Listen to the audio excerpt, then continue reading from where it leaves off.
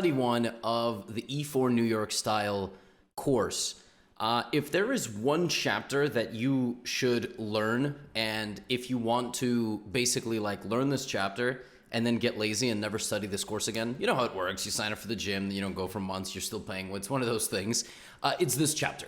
And I'm going to show you why. If you memorize the variations in this chapter and you know what you're doing, you're probably going to win like 75% of your games from the E4, E5 position, because the poison of this chapter is incredible. So we're starting off with the Vienna, and the reason we're starting off with knight c3 instead of knight f3 is we want to keep the option open to push our f-pawn. Now, we are either going to do that immediately on the next move, depending on how black plays, or we are going to delay it a little bit with some development, preparing the move f4, and then playing the move f4. Throughout this repertoire, we are not putting our knight on f3. And here in chapter 1, black is playing knight f6. This is just a very natural looking move. Of course, you're going to face knight c6 quite a lot as well, but this seems to be the most popular move for black. And now we play the move f4. This entire chapter is covering all of black's moves, which they can play that are not the best. The best move is to ignore what we're doing and counter-strike in the center. That's going to be chapter 2 because it needs its own kind of area. In this chapter, we're looking at taking, which is losing for black, defending, which is defending with the pawn, I should say, which is okay for black, but bad. Knight c6 is also losing for black. Like, if black wants to defend the center, they should play d6. But in general, declining the queen's gambit is good when we go on the other side. Declining the king's gambit is not good. Now, accepting the Vienna gambit is fatal. The reason for that is we now shove our pawn forward and black has nothing. So black has two options here. Just get out of the center or make things even worse for themselves. Believe it or not, this queen move, pinning the pawn to our king, makes things even worse for black. Why? Because when the queen pins us, we just do the same thing, all right? And it's very important you don't just guard your pawn, but rather this, because this blocks the pin. You understand? This move does not block the pin, and black can just begin bludgeoning your pawn here. You have to mirror what black does. Now, black has no choice. Black has to play this move or else you were going to take the knight. It literally couldn't go anywhere. And this is what I mean when black just made the situation much worse for themselves. Now, you are going to go here and actually have a target.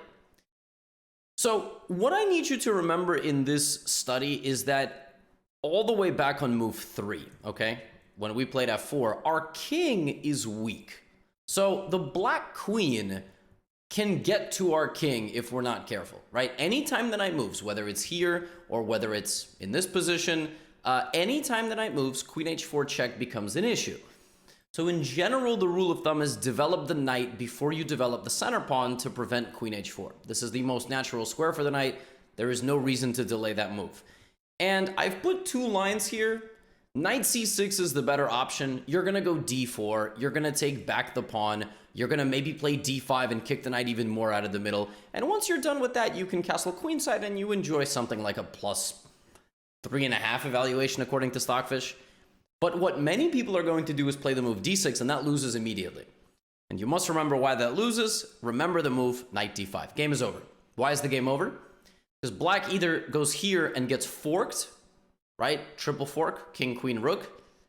Or black goes to d7 or d8, and it doesn't really matter because now you're going to take that, it's discovered check, and you're going to take on c7 or here next. In fact, here is another way you can win black's queen. Like, it's basically checkmate except this, right? So you just, this is what I'm saying. You should remember this more than anything else. Like any other chapter, memorize the lines of the Vienna because e4, e5 is the most popular, right? You're probably going to face it 3 out of 5 games, if not more, maybe 3.5 out of 5 games on average. And if you know the Vienna and know how to beat people who accept it, it's just going to be game over for folks. Now, if the knight goes back to g8 right away, right? We already covered this. All right, we need to remember to cover queen h4. You have to remember that. Now our plan looks like this. Now here the lines are a little bit more obscure and you might forget them a little bit. I once again have put like knight c6. Black really should be attacking the center with d6. You're going to go like this. This is what you want. You want your 2 knights and you want your 2 pawns and you want to go here. And you don't want to take. You need to keep the advantage of accelerated development. So you need to develop and take back as quickly as possible. And here is like the most important move of the entire chapter. You have to remember to play queen e2 in this position. If you forget and you just take and then you get a queen trade, you'll probably still go on to win this game because of your massive development lead, because you're going to create threats like this that black is just going to completely not realize are there, and you'll probably be all right. But I like this move because it prepares a very quick queenside castling. Black cannot take because they're pinned, and I just like the prospect of super turbocharged development.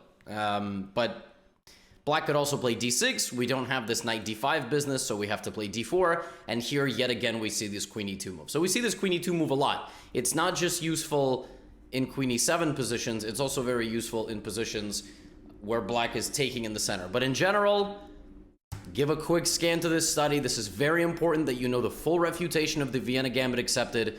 And then next, we're going to look at what happens when it gets declined. I'm showing you what happens if black protects the Vienna gambit with the knight. So as I mentioned in study 1, maybe you didn't watch that video yet, this is just not a good move. And the purpose of us putting our pawn on the f4 square is to take the pawn on e5, as long as it is not protected by a pawn. So what you're going to see in the next study is if this, it doesn't make any sense to take, because black just keeps the stronghold. But the difference this way is that that knight in the center is just a target. Now, there's a really dumb gambit in chess called the Halloween gambit, where after the 4 knights are played out, white sacrifices the knight, a full knight, to get the same thing. And then what white tries to do here is storm the center, like this, and basically say, well, I'm down a knight, but, you know, I have a huge attack, and I'm going to push all your pieces back. But folks, we are getting the same exact setup, minus the fact that we've not sacrificed anything. So this can't be good, right? We're just going to go d4. And what I've done here is I've shown that black can retreat to those 2 squares. If black comes forward, the knights guard each other. So once you remove one, you'll just win this. Same thing as in the previous study. If queen e7, you can go here and black is completely lost because they're just going to lose one of the knights. But in any case, it doesn't really matter. Like if black goes to where they were, it's very important you push the correct pawn forward. Do not chase that same knight. It's all about e5. At the end of the day, all of this is about e5. So we're going to move the knight out of the middle again, just like in study number 1, they can pin us. In this case, however, if you do this, knight d4 is a major problem.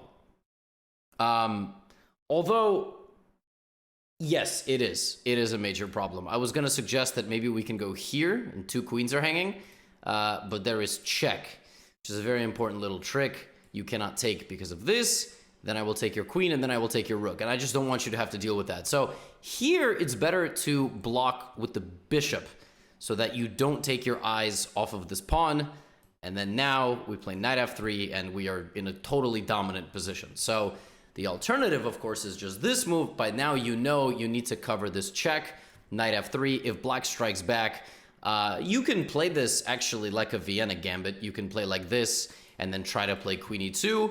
You can also pin that knight to destabilize the knight from the center. My drill has bishop b5, but to be honest with you, as long as you're not playing pawn takes d6 and you're understanding that you need to develop as fast as possible in this position, you already have an advantage, and I don't really care how you do it, but this is the move that I'm suggesting because I kind of want you to apply pressure this way since the knight went back to c6. But to be honest with you, even getting this far, you know, I'll be happy. And if the knight retreats to g6, it's more of the same. So once again, if queen e7, probably after queen e7, actually now you could play queen e2, but there's nothing wrong with bishop e2. You can play queen e2 because there's nothing here, right? So, but now if knight g8, it's more of the same. This is the only thing that black can do. I would not recommend bishop b5 here because of the move c6. You're not pinning anything. And also you don't have bishop f4. So what could possibly be the best move? The second best developing square for the light squared bishop, which is c4. And the idea here is that f7 is a target.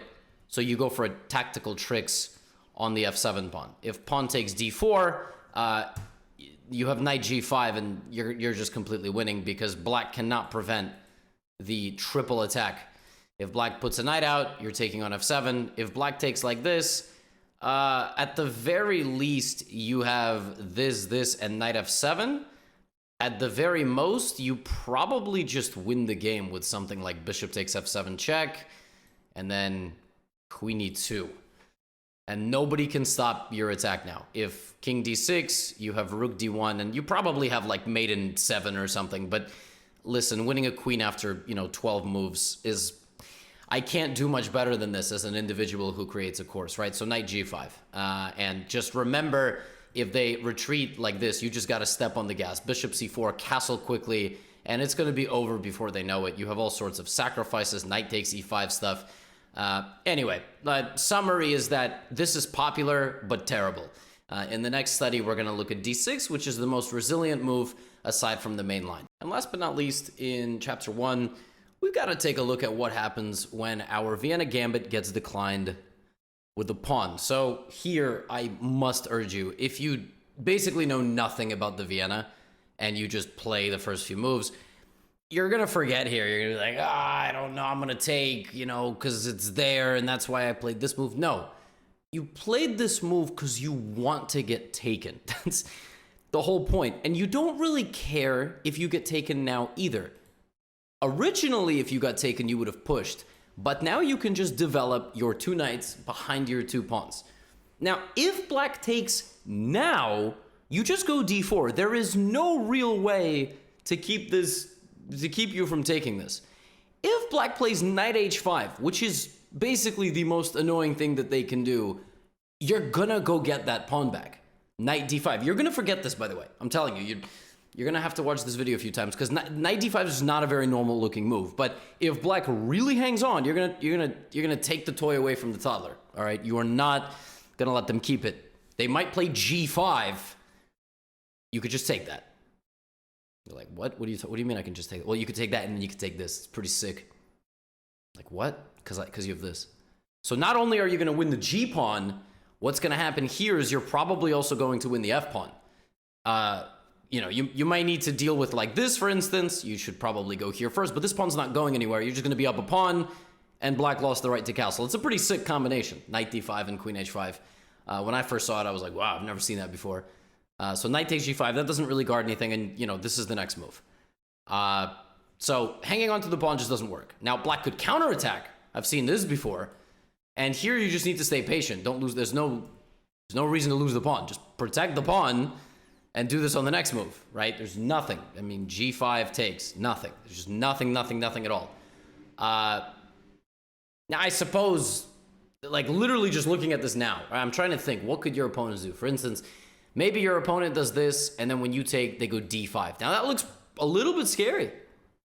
Yeah, I mean, it definitely does. They're going to take. But you can do this, because there's a queen and a king here. So after takes, they can't even go, right? Because you have rook e1. So you're not down a pawn anymore. I guess for half a move you are, but this is coming. Rook e1 is on the way with a queen and king stuck in the center. Yeah, black just can't play like this. This is not really how chess gets played. So I would not worry about pawn takes f4 after d6, but you do have to know what to do, because if you play e5 after pawn takes f4, that is horrible. You have to play d4 and win the pawn back. And the only other 2 moves that black can play, really many people do this. So I've seen this. I mean, you might get pinned here. If you get pinned right away, I would just attack the bishop. If they try to run away, then you just trap the bishop. g4 and then f5. So this pawn wall will always be able to get that bishop.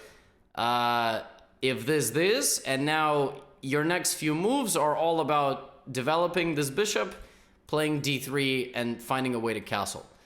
For instance, if pawn takes f4 here, you could play queen takes f4, for instance. It's nothing complicated. There is bishop e7. That's another move, potentially. And then here you would play like bishop c4, d3, and so on. And then there is also this move, knight c6. Knight c6, you want to pin the knight, okay? And we're going to be seeing that in the other variation as well. You're going to pin that knight to the king. It's a good move. It prevents black from playing the move knight d4. Many of you absent-mindedly will play this move. I want you to avoid getting hit with this move knight d4 because your queen is out and about. So every move in the Vienna Gambit decline makes sense. There is a logical reason for playing these moves. And you're going to see the same thing here. So we don't play bishop c4, but rather we go here because we want to destabilize the center. We don't want black to have sufficient defense of the pawn on e5. And black might play the pin now. It's more of the same. Position looks extremely similar. And we're going for something like this, where this structure is ruined, doubled isolated c-pawns, isolated a-pawn. Our structure is beautiful, and we have the open f file as well. This is like a dream come true situation without winning any sort of material. So memorize this sequence of moves. This is the critical position to remember in the Vienna Gambit declined. And in general, you know, black can play passively, but this is the structure that we're kind of going for. Like, we want the bishop out, something like this, and the two knights. And we are always looking at taking. I've included a few variations like knight d4, but they're all sort of rare, and you just have to not blunder anything dumb. You can just very simply, you know, play a few solid moves and then start taking advantage of the fact that black's pawn is overextended and looking to just slowly improve your position. I mean, if you get to this and you memorize this whole drill, great. If not, if you're just getting out over here, getting to your opening, finishing your development and being in good shape, maybe winning this pawn, taking, and then taking on e5, I'll be proud of you as well. But this is what we're going for. And I mean, I think this is a line that you're going to face. Definitely. When people don't know what to do, they kind of revert to something like this. So learn the lines after bishop b5. Don't be worried if they take. And do not take on e5 as long as a pawn is defending it.